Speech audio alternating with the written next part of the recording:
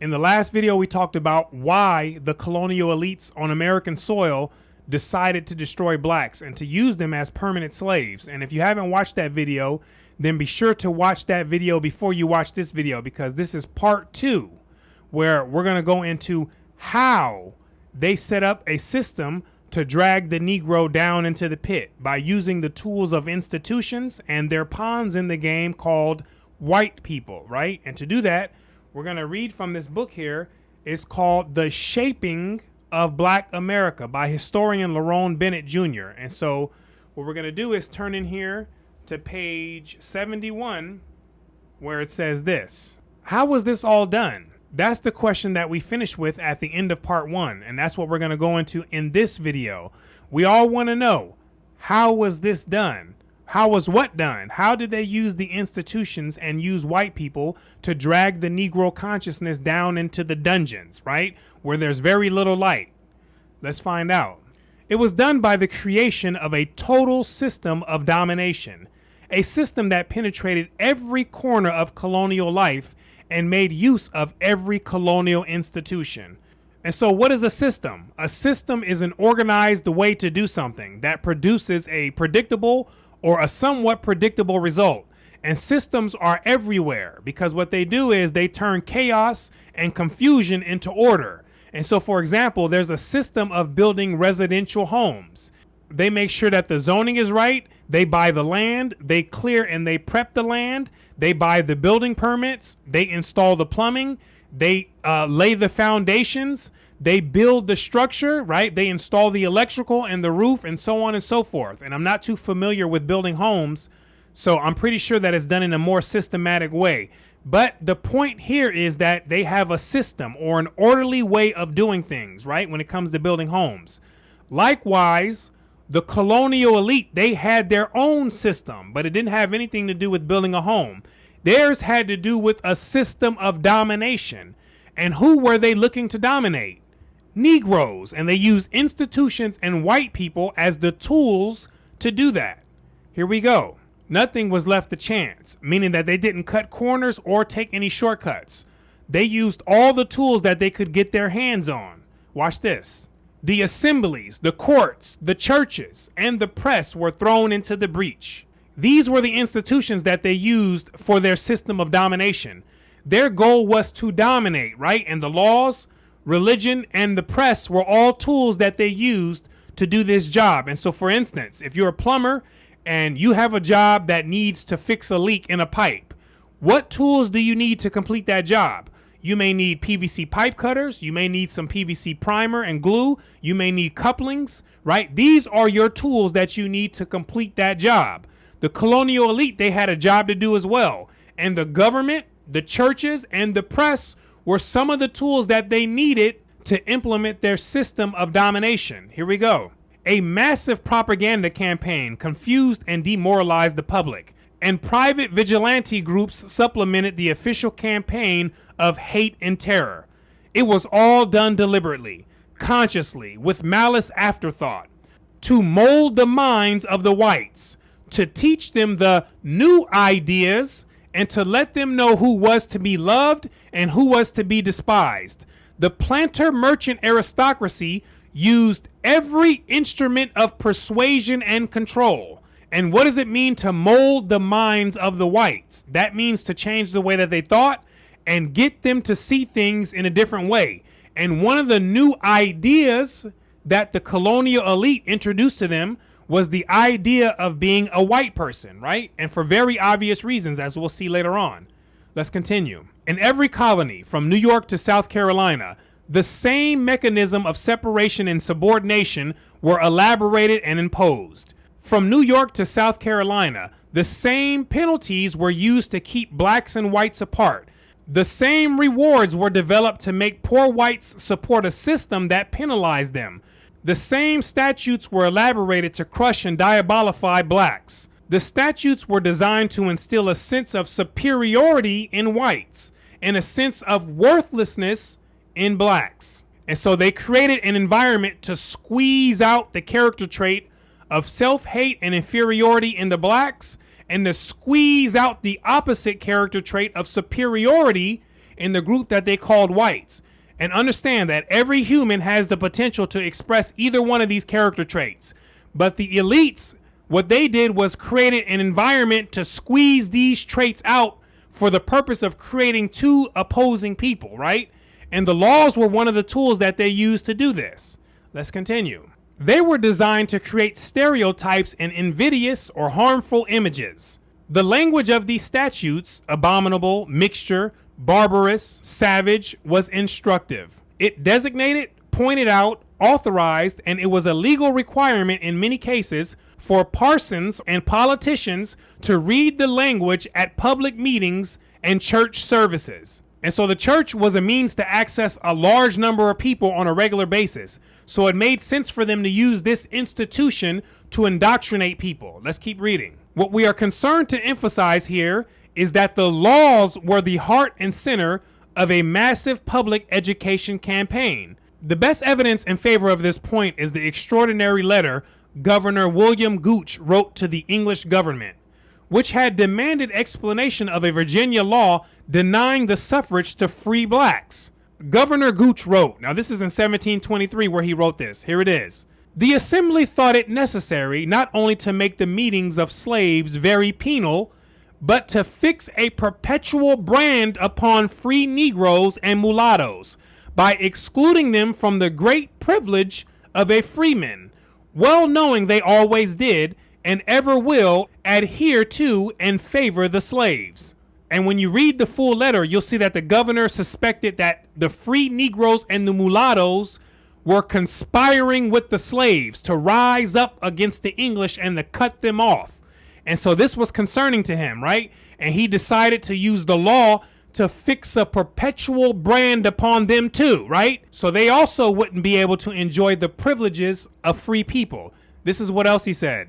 And 'tis likewise said to have been done with design, which I must think a good one, to make the free Negroes sensible that a distinction ought to be made between their offspring and the descendants of an Englishman, with whom they never were to be accounted equal.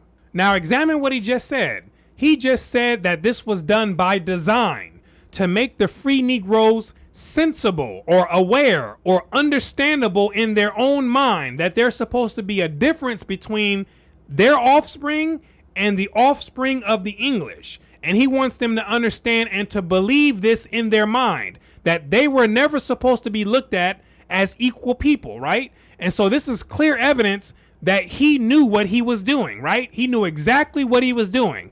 And this is the process here that I'm talking about of finding a way and creating an atmosphere and an environment to squeeze out this inferiority complex within the Negro, right? To squeeze that thing out, every juice of it to come out. Now watch what else he says in 1723. This, I confess, may seem to carry an air of severity to such as are unacquainted with the nature of Negroes and pride of a manumitted slave, who looks on himself immediately on his acquiring his freedom to be as good a man as the best of his neighbors, meaning the other white folks, but especially if he is descendant of a white father or mother, let them be of what mean condition soever. And so the governor noticed that these manumitted or these freed slaves walked around with a sense of pride, and they thought of themselves as being just as good as the other white folks, and especially if they had a white father or mother, as he said.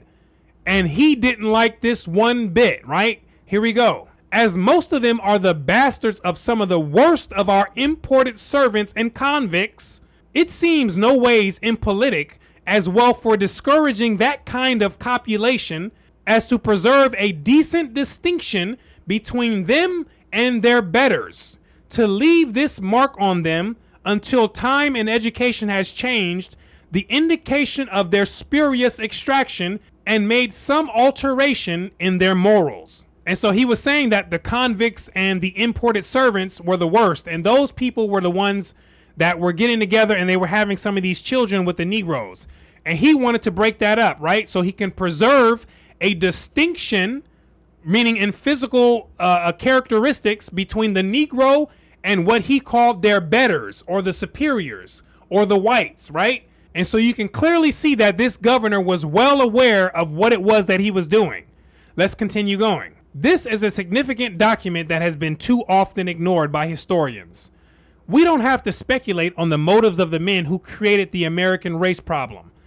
They tell us clearly what they were doing and why they were doing it. And isn't that what the governor just did? Didn't he just tell us exactly what he was doing and exactly why he was doing it? And we can only imagine all of the writings that we don't have access to and all of the abundance of conversations that took place behind closed doors, right? We don't know about those, but this is what we do know, what we just read. Here we go. They were passing laws to preserve a decent distinction between blacks and whites. They were passing laws to fix a perpetual brand upon blacks.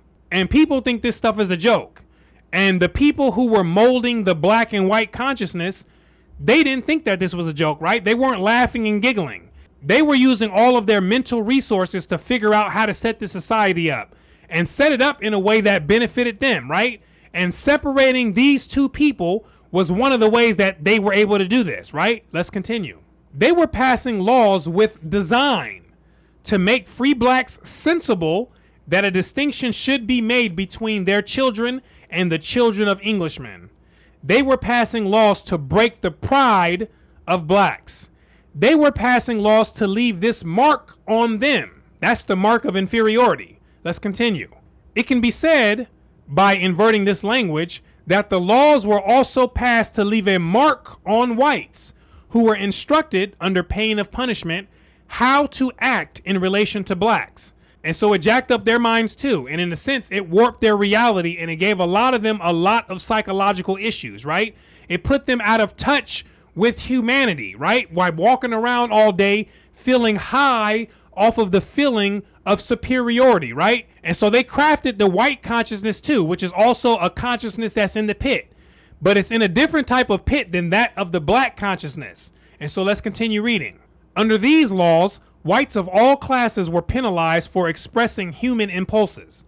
It therefore came very expensive for a white person to like black people or to love them. The laws were quite explicit. Symptomatic of this were the laws passed to punish whites who befriended blacks or ran away with them. Masters were also disciplined. The right of the master to free a slave was curbed and finally eliminated. The master was also forbidden to teach his slaves or to permit them to gather in large assemblies. As the years wore on and as the number of slaves multiplied, the laws increased in severity and scope. And so this is the creation of the boundaries of which the blacks were allowed to function. And so these laws were putting this python-like grip on the Negro's ability to function, right? And so from within these types of constraints, black culture began to develop. Let's continue. The first laws applied only to some blacks, primarily non-Christians. But by the middle of the 18th century, many of the laws applied to all blacks, free and slave, Christian and non-Christian, right? It didn't matter if you had Jesus or not. You're going in the pit. Let's continue. Behind the legislator and the planter stood the writer, teacher, and priest, all intentionally coming for the Negroes and taking their consciousness all the way down into the soil, right? Let's continue. The perceptions of whites and blacks were organized and manipulated by churches, which were an integral part of the governing mechanism. In some cases, churches were directly involved in carrying out laws relating to indentured and sexual irregularities. In other cases, churches and ministers bought and sold slaves. You see that? Buying and selling slaves on Saturday, then praising the Lord and preaching from the pulpit on Sunday. And it's not as if the church is entirely bad, neither is it entirely good. Understand, it's just a tool, right? And it depends on how people use this tool. And in this instance, they decided to use it to buy and sell slaves. Let's keep reading. In other cases, churches led the campaign of vilification, openly identifying blacks with Ham and the Indians with the devil. And like I've said before, you can interpret the Bible to support just about anything. You can make the Negroes and the natives play the part of the devil, which has been done. You can also find verses to make the white man the devil, which has also been done, right? You can find ways to make the European the chosen people. And likewise, you can also make the natives and the blacks the chosen people, right? which have all been done before, right? And you can find Bible verses and interpret them in particular ways to justify these things, right? And what matters is if people believe them, right? That's how they become established. And the church attendees, they believed that the Negroes were the descendant of Ham, and also that the natives were dealing with the devil, right? And they acted according to those beliefs. Let's continue reading. Equally important as an adversary was the press. The owners and the writers of many of the first American newspapers had direct or indirect interest in slavery, and their journals were in the front ranks of the white crusade. It is not all surprising, therefore, to learn that editorials and news stories accentuated antagonism in the colonies, and that advertisements for black runaways were to the first American newspapers what advertisements for deodorant and detergent are to the electronic media of the 70s, because this book was written in the 1970s. That's why he's making this reference. Here we go. The Boston Newsletter, the first permanent American newspaper, published slave advertisements almost from the first edition. And so the press had their hands in the cookie jar as well. And I can imagine that this was something that a lot of people absolutely loved to read during that time. And it was something that the press also absolutely loved to capitalize on. Let's continue. The whole system of separation and subordination rested on official state terror. The exigencies of the situation required men to kill some white people to keep them white, and to kill many blacks to keep them black, and to keep them white, meaning remaining in a state of feeling superior, right? Very pompous, lifted up, high. And to keep them black means the opposite, all the way down, very low, in a state of feeling inferior, right? He's referring to a status here and not just a name, so understand. Here we go. In the North and South, men and women were maimed, tortured, and murdered in a comprehensive campaign of mass conditioning. The severed heads of black and white rebels were impaled on poles along the roads as warnings to black people and white people, and opponents of the status quo were starved to death in chains and roasted slowly over open fires. And so this is how far people were willing to go to keep people with a black and white consciousness, right? And the sight of a severed head, that'll make just about anyone think twice about continuing to rebel. Here we go. Some rebels were branded, others were castrated. This exemplary cruelty, which was carried out as a deliberate process of mass education, was an inherent part of the new system. And remember, in the beginning, he talked about creating this system of domination. This here is part of that system, which is the molding of people's minds and to get them to willingly accept and to participate in the system. Let's continue. The thrust behind the drive for separation and subordination was overwhelming. Separation paid and was paid for. And before long, slavery and the slave trade were the twin fountains of the economic system of New England and the southern colonies. The phenomenal growth of the slave trade, the development of the plantation system, the expanding drive against Indian land, all these factors created iron bands of interest that compelled every colonial institution to support the politics of division. Despite this fact, there was widespread opposition to the new order in the white community, particularly among poor whites, many of whom were still indentured servants or former indentured servants. What is amazing here and worthy of detailed examination is that so many whites openly flouted or scorned the new laws and conspired with blacks to evade them. How explain this? The explanation is simple. Whites, in the general, had not been prepared for the new departure. In the words of one white historian, opinion had not hardened sufficiently against black people, meaning that their minds had not been properly molded or conditioned enough for them to believe and then act in accordance with these laws and with this new system. And so the mind has to be conditioned over time, right, to take on these radically new beliefs and radically new views. And what he's saying is that many of the poor whites, they weren't ready to do this yet. Here we go. In the words of another, meaning another white historian, many whites had not learned to hold the attitude toward the Negro that the new script demanded.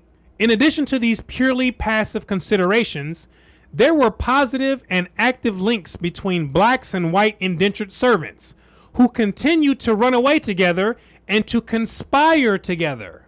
A point of considerable importance here is that slavery did not immediately displace white servitude. For more than 100 years, the two systems existed side by side, mutually influencing one another. For almost as long a period, the white servant and the black slave continued to interact, threatening the stability of this dual system of servitude. And guess who was paying attention to this white and black interaction while it was happening? You guessed it, the colonial elite, who had all the time to sit back and think, and they had the tool of law at their disposal. Watch this. In order to preserve domestic tranquility, the leading groups in the colonies made it a matter of public policy to destroy the solidarity of the laborers. Laws were passed requiring different groups to keep to themselves, and the seeds of dissension were artfully and systematically sown. And here's a sample of how they did it. Watch this. Indians were offered bounties for betraying black runaways. Blacks were given minor rewards for fighting Indians, and poor whites were used as fodder in the disciplining of both reds and blacks. At the same time, masters used draconian measures to stop the mingling and mating of blacks and whites. From the last quarter of the 17th century, 1600s, to the end of the 18th century, 1700s, policymakers legislated against these practices. And why did they need to make policies against these practices? Because that's what people were doing at that time, right? They were mingling and they were mating, which the colonial rulers clearly understood to be a hindrance and in the way of the society that they were creating and crafting. And so this is what happened. In the process, white women were whipped, banished, and enslaved to keep them from marrying black men. And a few lashes will quickly stop a lot of people from doing a lot of things. We're not talking about going out there grabbing a switch off the tree to give somebody a whooping. A lash from the whip, that'll make someone start pondering the meaning of life, right? And wondering if life is really worth living, right? And so I bet the whip corrected a lot of people's behavior back then. Let's continue reading. The increasing number of mulattoes through intermarriage and illicit relationships, Lorenzo J. Green writes, soon caused alarm among Puritan advocates of racial purity and white domination. Sensing a deterioration of slavery, if the barriers between master and slaves were dissolved in the equalitarian crucible of sexual intimacy, they sought to stop racial crossing by statute. And so here they go, right to the laws. They do this every time. Mold the society and to make it shape in the way that benefits the elite. And so understand, laws are great when they're intended to benefit the whole society. But that's entirely different from what these people were doing, which was using the laws to benefit their own interests. Let's continue. In this instance, as in so many others, it was necessary to teach whites the value of whiteness. Here we go. Under the ground rules of the time, a master could virtually enslave a white woman who married a black man and could hold in extended servitude all the issue of such marriage, and the issue meaning all the children of that marriage. They could be held in servitude. In this situation, as might have been expected, Puritan greed triumphed over Puritan morals, and many masters encouraged or forced white women to marry black men. It finally became necessary to pass laws penalizing masters for forcing white women to marry black men.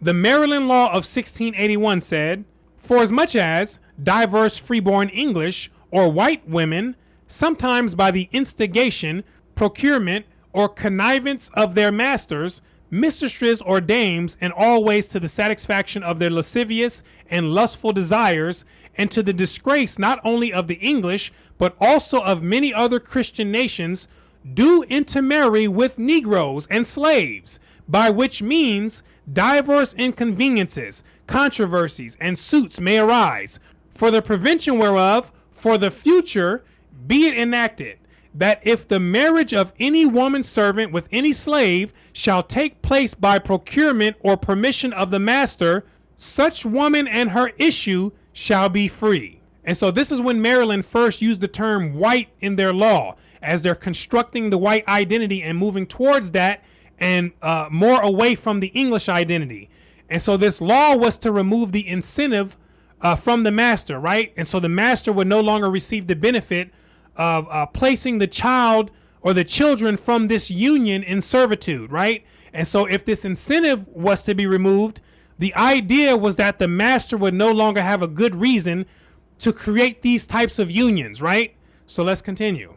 Neither statute law nor terror stopped intermarriage and interracial dating, which continued for more than a century.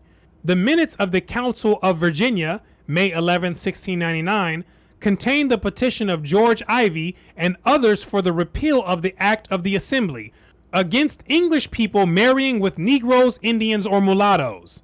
In the 1690s and the decades that followed, the central task of the masters was changing and distorting the perception of George Ivey and men and women who shared his view. This was done slowly, methodically, and painfully. It was done with the carrot and the stick. It was done by enticing some with promises and browbeating others into submission by threats and blows. We have already dealt with at some length with the methodology of the stick, and we should note that the carrot was also a powerful and persuasive weapon. One expression of this was the new state policy of favoring poor white servants, who were systematically given preference over blacks and Indians.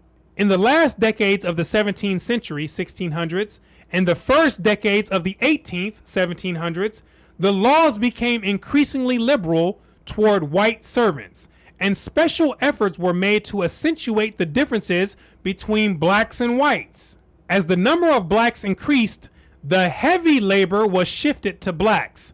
Whites were employed as overseers of the slave population, and sympathetic attention was given to the petition of white artisans. At the end of the 17th century, white workers in New York filed a complaint alleging that black labor had so much impoverished them that they cannot by their labors get a competency for the maintenance of themselves and families. Similar petitions were filed in Massachusetts, Pennsylvania, and other colonies.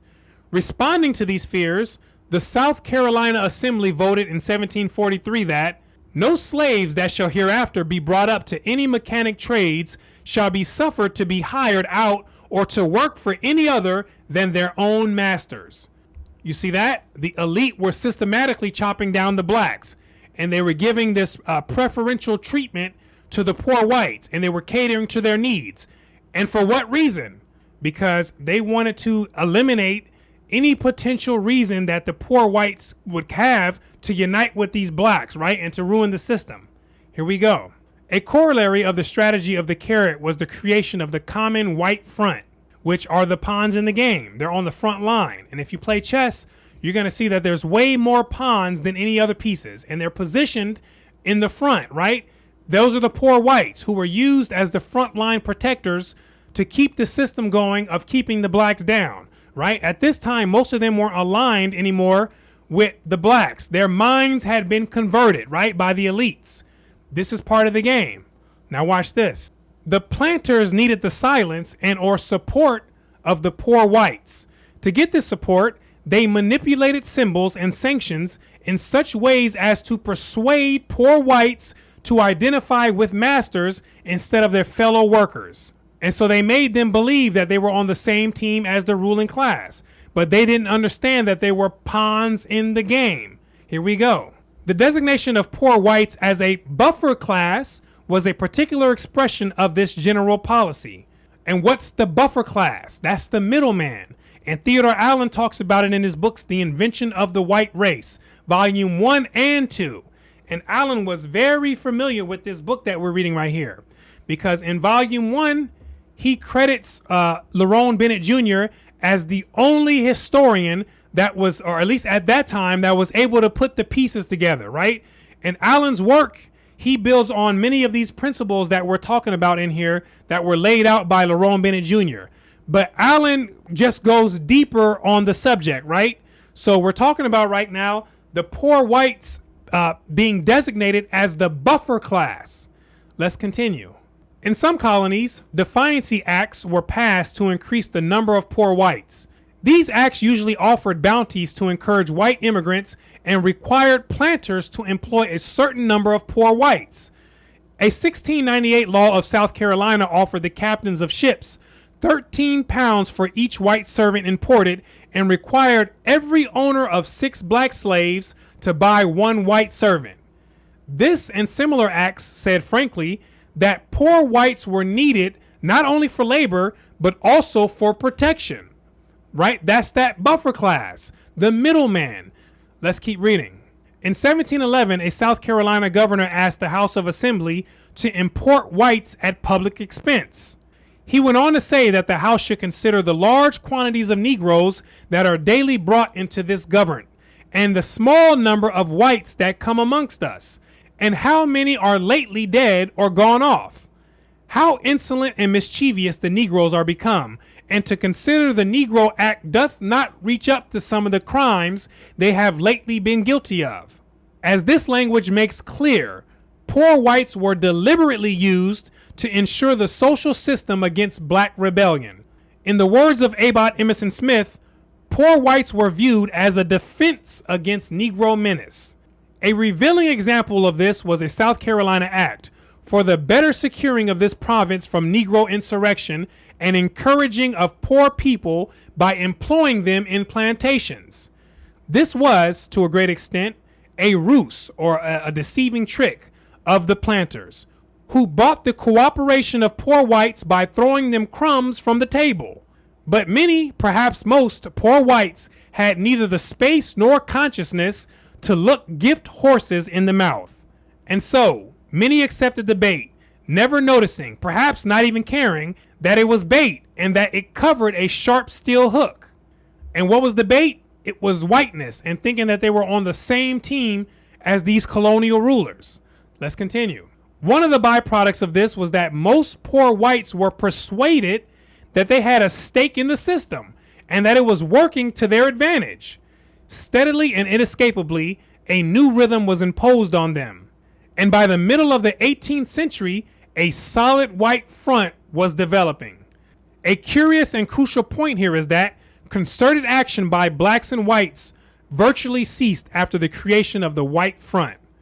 What is even more interesting is that white revolt against the system almost disappeared. It's because they became comfortable and content. Significantly, Winthrop Jordan said, the only rebellions by white servants in the continental colonies came before the firm entrenchment of slavery. The impact of all of this on blacks and whites was disastrous. The development of the slave system and the systematic separation of blacks and whites created a race problem in America, divided the working force, made it impossible to create a single American community, and laid the foundations for an anti-democratic, hierarchical police state tout with tensions and fears. With the creation of this system, the number of African slaves increased dramatically. On the eve of the Revolution, blacks constituted 60% of the population of South Carolina, 40% of the population of Virginia, and 30% of the population of Maryland. By the first census, there were 750,000 blacks in America, 19.3% of the population. As it turned out, the emerging slave system had an immediate and disastrous impact on poor whites. Unable to compete with large planters, poor whites retreated to the marginal land in the hills, where they eked out a hand-to-mouth existence. To the untutored mind of the poor whites, it seemed that blacks were the cause of their misery. They therefore began to hate black people with a passion. Notice the emphasis in the following passage from the conservative historian T.J. Werdenbaker. While not destroying entirely the little farmer class, slavery, exerted a baleful influence upon it, driving many families out of the colony, making the rich man richer, reducing the poor man to dire poverty. Against this unfortunate development, the Virginia yeoman was helpless. Instinctively, he must have felt the slave was his enemy, and the hatred and rivalry which even today exists between Negro and the lowest class of whites, the so-called poor white trash, dates back to the 17th century. The poor white was wrong. Slavery, not the slave, was his enemy, but it would take time and blood to see this. It was in this crucible that the white identity in America was forged. American whites developed a sense of personality and nationality in response to the presence of blacks and Indians.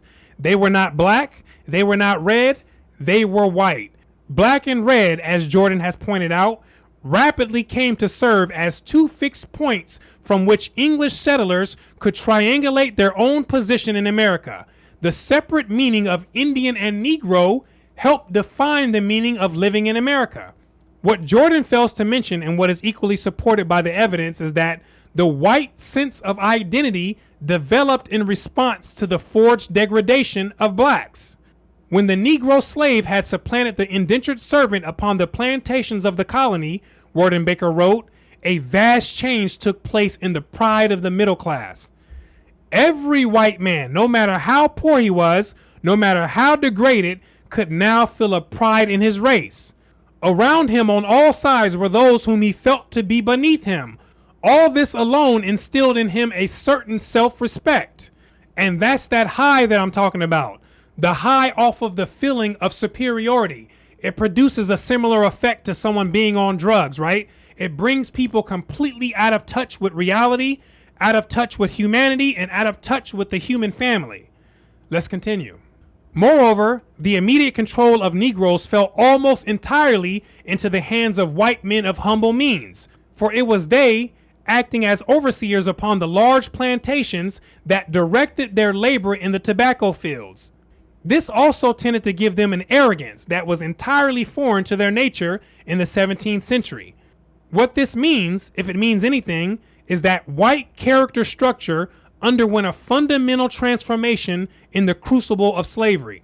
As the 17th century ended and the 18th century began, white arrogance increased and the yawning chasm opened between blacks and whites. And so we're going to touch on this subject more in other videos, and we're going to go more into detail on the creation of the white identity and the construction of the white identity as part of this system of domination. And so this information here is very important. It's extremely important because what it does is it fills in many of the gaps that are missing in the public school system, right? The things that we never hear about. And it helps us understand why things are the way they are today, right? And it helps you find your place in the vast story in this history of mankind, right? And so hopefully this video has given you some extra light to take one more step and find your way on the path. And I want to thank you for watching all the way into the end. My name is Brooklyn St. Michael, and I'll see you in the free world.